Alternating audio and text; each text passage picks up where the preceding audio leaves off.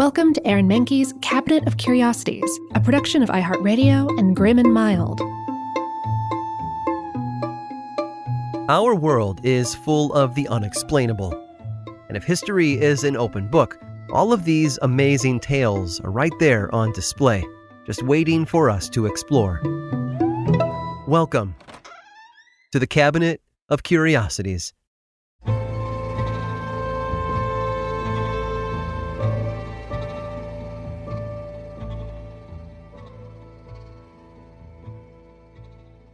Jacques Cousteau once said, "The sea, once it casts its spell, holds one in its net of wonder forever."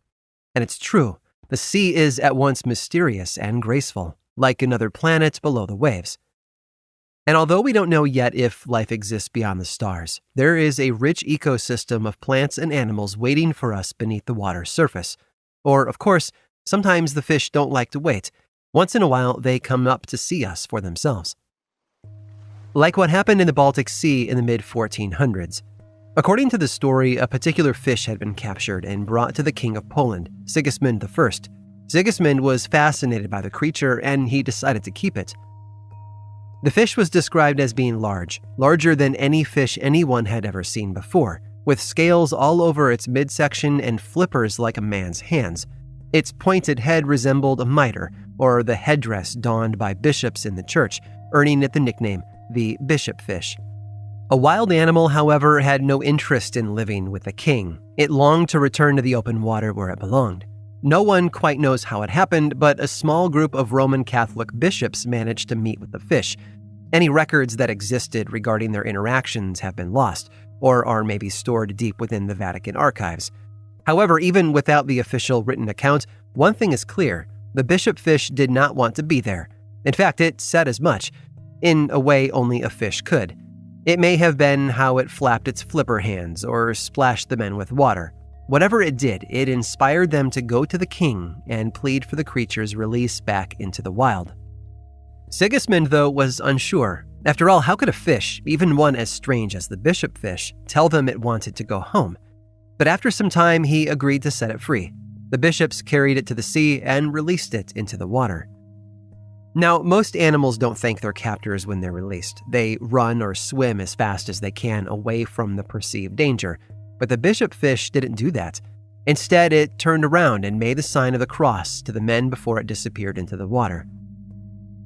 Almost a century later, another bishop fish was caught in the waters off the coast of Germany. It was offered food by the sailors who had captured it, but it wouldn't eat. They kept it for 3 days, hoping to coax it into eating something. Sadly, its protests ended up costing it its life, and it died in captivity. Its captors then placed its body back in the sea where they had found it. Around the time as the second bishop fish sighting, another bizarre fish was caught, this time in the Sound between Denmark and Sweden. The creature was depicted in a 16th century illustration as being half fish, half man. One academic at the time, Guillaume Rondelet, described it as both a fish in a monk's habit and a merman, giving it the name the sea monk or monkfish. Its face looked more human than that of the bishop fish, too. His observations were based on artist renderings of the creature that had made its way from the Holy Roman Emperor Charles V to France's Queen Marguerite of Navarre, who had, in turn, gifted it to Rondelet. A gift from such a prominent member of the French royalty was to be taken as confirmation that the drawing was authentic. And although Rondelet was incorrect about such details as where the sea monk had been captured, the story behind his sketch only added to its mythos. French naturalist Pierre Bellon elaborated on the history of the sea monk with ancient tales of other mer creatures, such as sirens and tritons. He wasn't so quick to dismiss Rondelet's opinions as wild speculation, although many others were. Since then, scientists and scholars have attempted to ground the sea monk in reality by making educated guesses as to the creature's true identity. One zoologist in the 1800s proposed the idea that it had really been a giant squid, and not some fish-man hybrid. Today, marine biologists believe what Rondelet and the sailors had seen was actually an angel shark, also known as the monkfish. Whatever it was, it's clear that the sea continues to present us with more questions than answers. And it will always leave us feeling just a little curious. From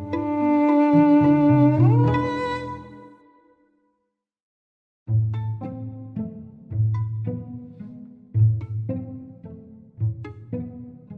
A new invention doesn't just appear out of nowhere.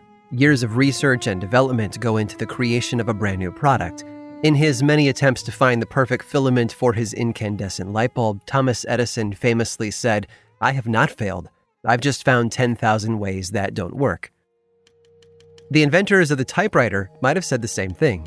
Today's modern computers can trace their roots all the way back to the mid-16th century, when an Italian printmaker named Francesco Ramposetto wanted an easier way to press letters into paper. Gutenberg's printing press was a massive machine that took time to set up and maintain. Ramposetto's invention would have simplified the process. Unfortunately, there is no evidence he ever built one. Over 100 years later, Henry Mill in England carried the baton a little closer to the finish line. He actually built his version of an automatic typing machine and was issued a patent for it. Over the coming decades, other inventors and engineers came up with their own designs on the typewriter. Agostino Fantoni built one in 1802 so his blind sister could be able to write, and William Austin Burt's 1829 concept was so cumbersome and slow to use, most people who tried it chose to write by hand instead. It wasn't until 1868 when an early version of the typewriter as we know it today made its debut. Its creation was the work of Wisconsin residents Christopher Sholes, Frank Hall, Carlos Glidden, and Samuel Soule. Sholes had come to Milwaukee to take a position as the editor of a local newspaper. His job was soon made harder by a strike at the printing press, so he started investigating a workaround. However, after one failed prototype of an automatic typesetting machine, he pivoted to building a smaller, simpler device. Rather than making newspaper printing easier, Sholes focused on books. Well, one specific part of books, the page numbers. He wanted to make a machine that would stamp a number on anything made of paper, so he took his plans to Kleinstuber Machine Shop, where he and Samuel Soule began working on it. Once they had a working model, the men demonstrated it to Carlos Glidden, another inventor at the shop who was in the midst of developing a mechanical plow. Glidden was intrigued by the numbering machine and its possibilities. He asked if it could do more than stamp numbers onto a page. Could it also make letters? Sholes set to work along with Soule. Glidden provided them with the funding they needed, earning a spot on the project as a third partner. The men built the frame for their prototype out of wood. The letters and numbers were arranged in 2 rows resembling a piano, with the first row of even numbers 2 through 8 and the letters A through M made of ivory. The second row was made of ebony and included the odd numbers 3 through 9 along with the letters N through Z. The numbers 1 and 0 were left out as they could easily be replaced by the letters I and O, respectively. The patents for Sholes' typewriting machine, or typewriter as he called it, were issued in June and July of 1868, and the device worked beautifully. Sholes, also the city's comptroller, used it to draft an official contract as part of his duties. It was the first document ever typed on a typewriter. His contemporaries were more mixed in their reviews, though. A Pennsylvania businessman named James Densmore bought a quarter of the patent sight unseen after receiving a letter from Sholes that had been typed using the device. After finally testing one for himself, though, Densmore told them that it was useless. If they wanted to sell it commercially, they had to make it better. Stenographer James Clepane also found flaws with the device. For one, it couldn't stand up to the intense punishment doled out by his furious fingers. He worked them so hard he destroyed several keys during his tests. The opinions of people like Densmore and Clepane were discouraging, but Sholes kept at it. In fact, their observations had shed light on another flaw of the original design, the key layout. While an alphabetical arrangement made sense at first, fast typists found that the keys would jam when common letter combinations were typed in rapid succession. So Sholes went back to the drawing board, trying all kinds of different letter pairings to see what worked best. In one layout, the numbers were moved to a new top row, with the vowels directly beneath them. The remaining consonants were split across 2 more rows below them. For 5 years, Sholes toiled over the arrangement of his letters. However, it was with the help of James Densmore's brother, Amos, when he finally figured it out. Amos had done research into bigram frequency, or how often 2 letters appeared together in words. By the end of their collaboration, Sholes and Densmore had found the perfect way to lay out the keys for letters, numbers, and symbols.